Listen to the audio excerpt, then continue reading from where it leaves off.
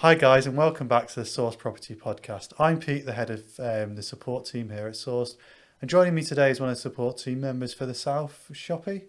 Hi, so I'm Shope and I take care of the franchisees in the south and the southeast of England. And today, guys, we'll be looking at the basics of deal sourcing.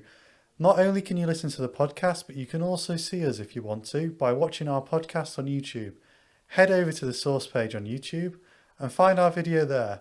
I'll pop a link in the show notes. So, Shoppy, the first thing you need to do when looking at deal sourcing is building your knowledge base. Yeah. So before you go out there, start finding deals and willy-nilly throwing them out to investors and seeing whether they stick, you need to have a good think about what your strategy is going to be Absolutely. and what knowledge you need to do that. So you're going to want to look at the areas that you're going to be investing in, or more to the point, your investors are looking to invest in. You're going to want to know about the different strategies, HMO, conversions, commercial to residential, SA, vanilla buy-to-lets, etc.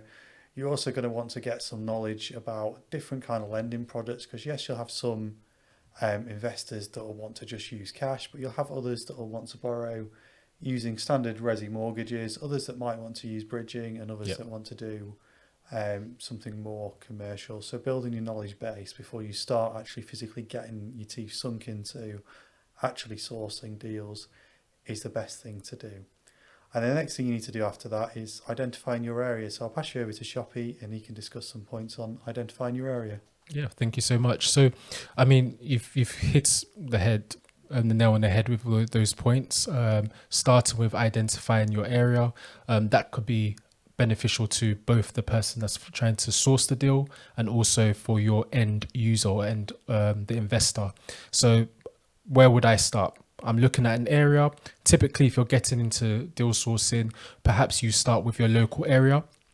Reach out to some, estate agencies near you. Reach out to some networking groups, and find out what opportunities that might be available, in the area that you're staying at, and put pen to paper, start to do your due diligence and see if financially, if there are deals to be sold or if there are deals to be made.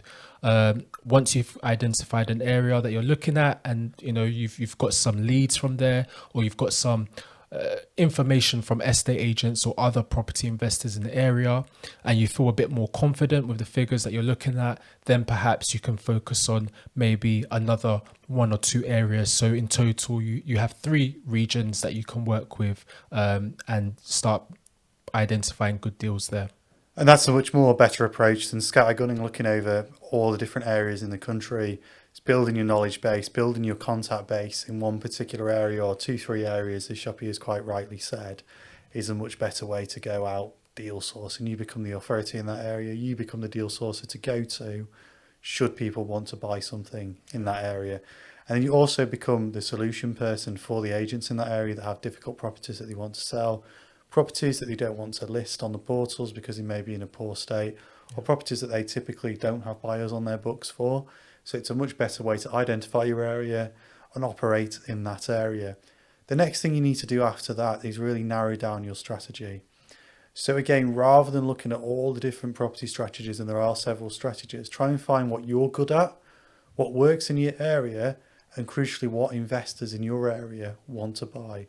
So that could be HMO conversions, it could be existing HMOs, you could be looking at serviced accommodation units, now maybe existing serviced accommodation units or 1-bed, 2-bed flat city centres, coastal places that you're then going to convert and set up as running SA businesses for your investors. Or it could just be the basic vanilla buy-to-lets, the 3-bed houses around the northwest that get 7% yield, which is what every single investor you first talk to wants.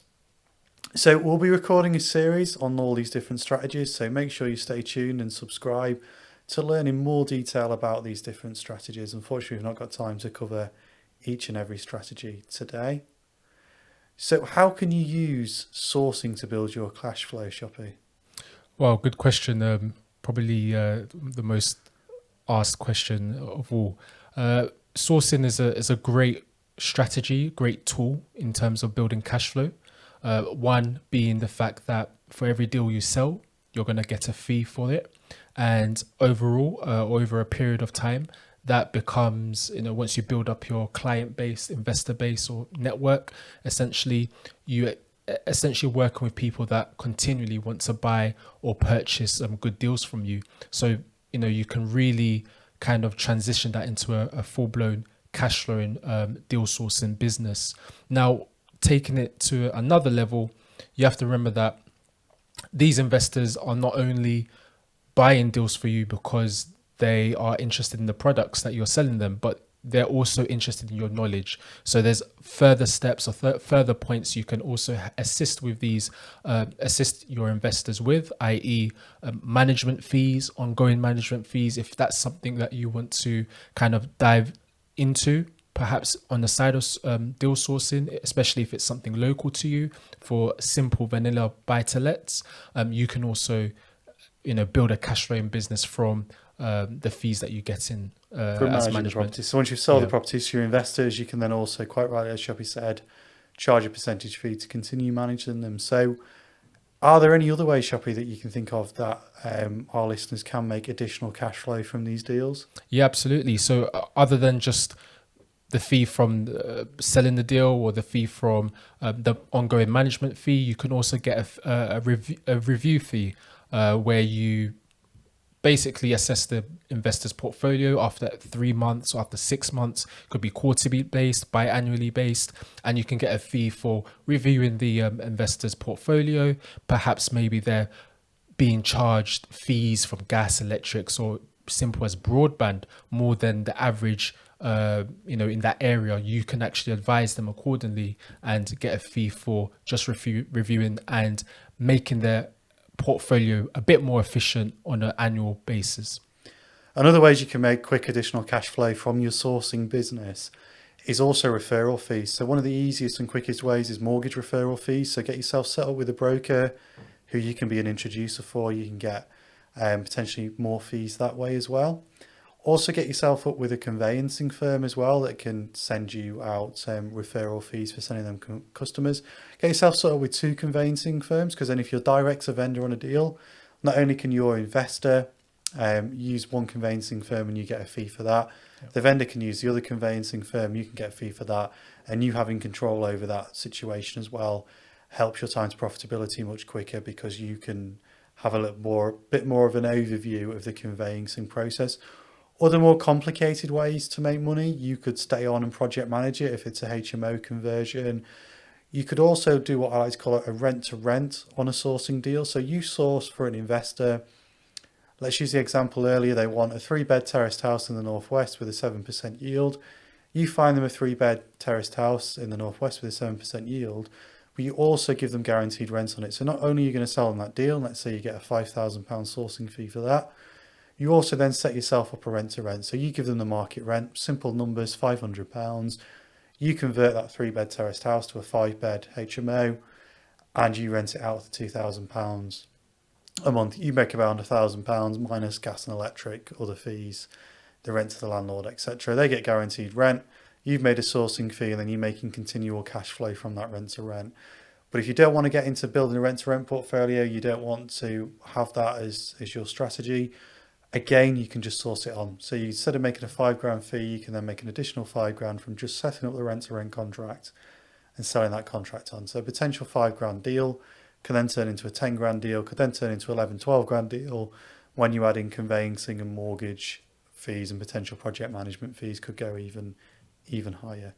So once you've identified your area, once you've got your knowledge, the next thing you need to do is looking at packaging up and marketing your deals. So Shope, have you got any tips for the guys on how they can package up and market their deals more effectively? Yeah, so probably the biggest tip would be less is more, and that goes to that's aligned with the description. So when you are actually packaging a deal and you want to convey necessary information to an investor, it's very important to just point out or identify or highlight the most important parts of that deal. So rather put in a lot of jargon and very sales type information, just provide very concise and straight to point information for investors, because at the end of the day, they're looking at what the deal is overall, what return it's going to give them, and how much they're looking to invest in that particular project. Yeah, and just another tip on that as well is don't make it to a estate agency. Yeah, You know, we don't want to know that it's got nice floral curtains. Investors aren't interested that it's in a good school district, etc., etc. They want to know, shall we say, they want to know the numbers. They want to know what the GDV is, what the yield is, what the ROCE is, Yeah. what their income's going to be, etc. And just another tip as well is that yield and returns are talked about a hell of a lot in the property investing world, especially within deal sourcing. But one of the things you need to try and get away from with your investors is yield. Absolutely. So you need to talk to your investors about what their cash flow goals are, what are their financial goals, how much money in pounds and pence have they got to invest, and how much money in pounds and pence do they want in their pocket each month. Yeah. And when you start talking about what returns investors want in pounds and pence rather than percentages, it becomes much more easier to sell them deals that on paper the percentage returns might not be as good as what they're expecting. It might not hit that 10%, 12% yield, 25%, 30% ROCE that your investor wanted, but it puts the $2,000 a month in their pocket that they need to be able to go part-time at work. Absolutely. Talking about their goals or talking about the pounds and pence rather than the percentage returns is usually a much better way to start that conversation with your investor. Because most investors, people, you know, in this country, British people are very typical of doing this. Same in the States. They get a bit of money, they get some inheritance, they get a big bonus from work, they remortgage the house, Yeah. etc. And what do? They want to stick it in property. Basically, with not knowing what they're doing, most investors in the UK, private landlords, make around £100, £150 a month. Some of them lose money each month. They're coming to you as a deal source. They're coming to you because they want your knowledge, they want your experience to find those deals for them. So basically the point there is get them away from the returns and get them back to the pounds and pence. Yeah, absolutely. So the next thing you need to then look at is selling your deal and the after sale. So once you've spoken to the investors, you've built up your investor database, you've marketed and packaged up your deal, you've got somebody interested, you then go into the process of selling your deal. So Shope, do you want to run through the process very quickly of source franchisees and what we teach them how to package up and sell a deal from the point of an investor inquiring? Yeah, absolutely. So you've got an investor inquiry coming to you, which is your lead. The next steps would be pick up the phone and speak to them immediately. So in sales, I've been told in the past, within 24 hours, you want to be on the phone to the investor, not an email, not a text message. You want to you need to hear their voice on the other line of the call. Urgency is the best way to close a hungry investor. Speak to the investor on the phone just to make sure they understand the terms and the outline of the deal. If they now want further information, that's where you can now provide them with what we refer to as a source to order form or a reservation form. Depending on the deal, you can choose to use either of them. Typically, you use a reservation form that would state your sourcing fee on there. So how can the sourcing fee get paid? In two ways. You can get paid upfront once the investor wants to secure the deal, and let's say they want to go and view the property and do more due diligence, they can secure that property with you for, if your sourcing fee is £5,000, they'll reserve it for £5,000. Now, additionally, you can ask them to pay half of that fee upfront and the other half on exchange, or you can get the full sourcing fee upfront anyway and let the investor do their due diligence, and after a period of 2 weeks, perhaps once it's all clear, they've done the property viewings and they're happy, then they can proceed with the estate agent or direct to vendor and close that deal accordingly. I think when dealing with investors, it's very important to qualify them before moving forward, so you know that they're really ready to move forward and not wasting your time as the deal sourcer. Next question would be, what ways can you qualify an investor? And that's the same way an estate agent would ask them for proof of funds and ID, specifically proof of funds, whether it's a screenshot of their bank account, whether it's a mortgage in principle, that would be able to qualify the investor, so you know yourself that they have the necessary funds to purchase that deal. Fantastic. Thanks, Shope. And that point is usually where most sourcers finish their journey with a client. They've sold a deal, it's completed, they've taken the money, so long, see you later, and thanks for all the fish. That's it. But what we teach the franchisees here at Sourced, and what you guys should be doing, is that follow-up, that ongoing sales progression and keeping in contact with your investors. So you should look to, once you sold a deal to an investor, have a first point of contact 3 months down the line. See how the deal's working out for them. Are there any niggles? Are there any problems that you can help them with? Now, you may not want to do that, but it's setting up the next sale with them. So especially if you've done a BRR deal with an investor, what are they going to have 3 to 6 months down the line? The money out, most of the money out, all of the money out, more of the money out than they put in. And who are they going to come back to reinvest that money if you've stayed in contact with them through that journey? It's just a point that I'd really like to get across to everyone, is keep in contact with your investors. Do that initial 3-month contact, do a 6-month follow-up. And as Shope said earlier, do a 12-month portfolio review with them. See what's in the portfolio. So you might have helped them build a portfolio. You might have been with them through the start. You might have added an additional property to their portfolio. Do a portfolio review. See whether they can pull any cash out. Are there any underperforming assets that they've got that you can make a management fee on, a tenant fine fee on for letting them for them, or that you can dispose of for them, so you get another sourcing fee for that. You might then charge your investor a fee for selling the property. Once you get the proceeds of sale in, that's then another deal for you to sell to them. So keeping in with contact with the investors is vitally important, because it can just add to your cash flow pipeline. Absolutely. Thank you for listening to the podcast today, guys. I hope you can take away some of this advice and push yourselves to get started in property. Remember, Source Franchise is here to help you.